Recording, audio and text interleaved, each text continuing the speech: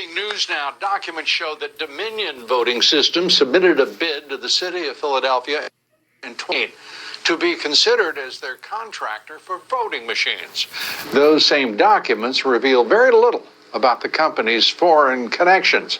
When asked by the city to list any foreign ownership or investors in either the parent company and or its subsidiaries, Dominion had something to say, but nothing to show. The section you see there on your screen is entirely redacted, blacked out, because Dominion ultimately was denied the contract.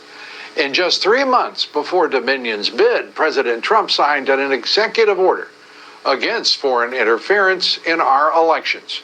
In that order, President Trump wrote, quote, "The assessment shall identify to the maximum extent ascertainable the nature of any foreign interference and any methods employed to execute it, the persons involved, and the foreign government or governments that authorized, directed, sponsored, or supported it. The Director of National Intelligence shall deliver this assessment and appropriate supporting information to the President." Question is, was the President ever informed of this attempted bid by a company with foreign ties? And why are they being so secretive? Joining us now by phone, Sidney Powell, a member of President Trump's legal team. She is also General Michael Flynn's attorney, former federal prosecutor, best-selling author, one of the country's most prominent appellate attorneys. Sidney, good to have you with us.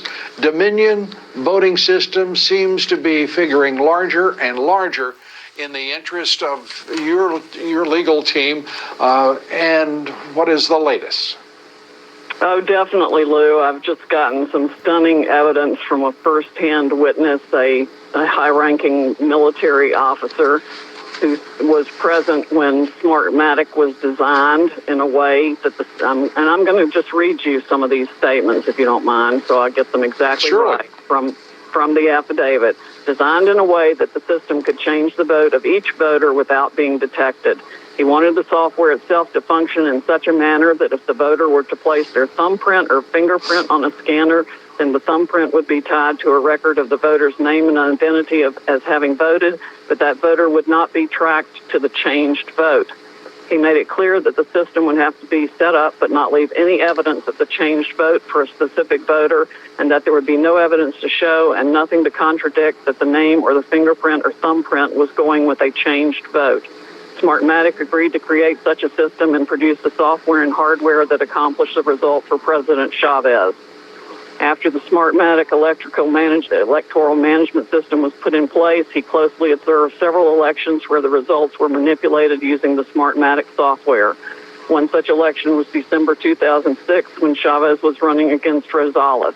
Chavez won with a landslide over Rosales, a margin of nearly 6 million votes for Chavez versus 3.7 million for Rosales. In 2013, he witnessed another Venezuelan national election where the Smartmatic management system was used to manipulate and change the results for Chavez. And it goes on and on. He was in the control room where multiple digital display screens were shown for results and voting. The actual voting results were fed into that room and onto the displays over an internet feed, which was connected to a sophisticated computer system created by Smartmatic. People in that room were able to see in real time whether the vote that came through the electronic voting system was in their favor or against them. If one looked at any particular screen, they could determine that the vote from any specific area or as a national total was going to be against either candidate. Persons controlling the vote tabulation computer had the ability to change the reporting of votes by moving votes from one candidate to another by using the Smartmatic software. And Smartmatic, the relation... Smartmatic. Yes, and Smartmatic, the chairman is Admiral Pete Neffinger, who is also on the the vice president's transition team, his presumptuous presidential transition team. That's an extraordinary situation as well, isn't it? Yes, it is. So here's the other kicker. When the Smartmatic machines when somebody's losing, Like, for example, when Maduro and his supporters realized the size of the other guy's lead, they were worried that they were in crisis mode and would lose the election. The Smartmatic machines used for voting in each state were connected to the internet, reported their information over the internet to the Caracas Control Center real time, so the decision was made to reset the entire system. Maduro's and his supporters ordered the network controllers to take the internet itself offline in practically all parts in Venezuela to change the results. It took the voting operators approximately 2 hours to make the adjustments in the vote from Radonsky to Maduro. Then when they turned the internet back on and the online reporting was up and running again, they checked each screen state by state to be certain they could see each vote was changed in favor of Maduro. Sydney, you tweeted earlier today about CIA and its association. What have you discovered there? Well, other than the fact there's no way all this was happening around the world without the CIA knowing about it. I mean, that's just logic. This affidavit also explains it's been used to change election results all over the world. And it's all Venezuelan and Cuban and essentially communist money that's been doing this.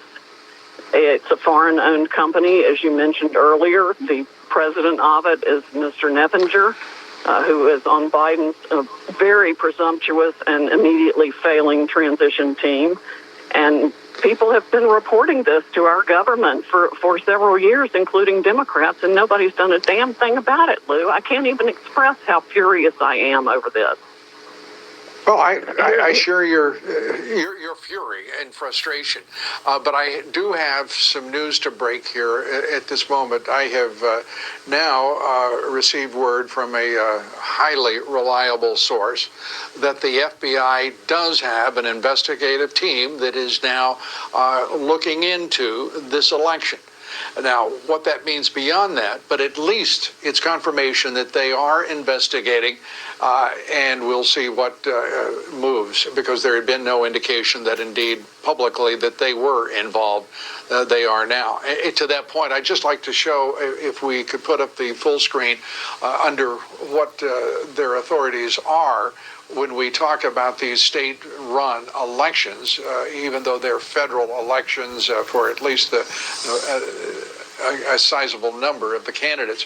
As you see there, the ballot includes one or more federal candidates, an election of polling place, official abuses of their office, the conduct involving false voter registration, the crime intentionally targets minority protected classes, the activity violates federal campaign finance laws. All of this laid out on the FBI website for anyone to look at. And it appears, Sydney, that at least the FBI has finally looked at that website. I'm not sure it was Christopher Wray, but someone at the FBI, and took action. Your thoughts? Well, my other thought is that as soon as the Smartmatic system changed the votes that they wanted for their desired candidate, by the time they finish, they achieve a convincing but narrow victory of the certain number of votes they want for their candidate. This person saw by what his own experience exactly what was happening there was happening here. It is a deeply troubling election. As I said earlier, the worst in this country's history, bar none. And we have seen official investigative and Justice Department officials slow to move, and it is infuriating to everyone. The president, we've seen willful blindness. They have adopted a position of willful blindness to this massive corruption across the country. And the Smartmatic software is in the DNA of every vote tabulating company's software and system. Yes, and it is more than just a willful blindness. This is people trying to blind us to what is going on. We don't even know who the hell really owns these companies, at least most of them. That's got to change, and we've got to find out exactly what's going on. And thank God we've got a president who will stay in the fight all the way through until we get those answers. Sidney Powell, thanks so much. We appreciate it as always. Legislators in 4 battle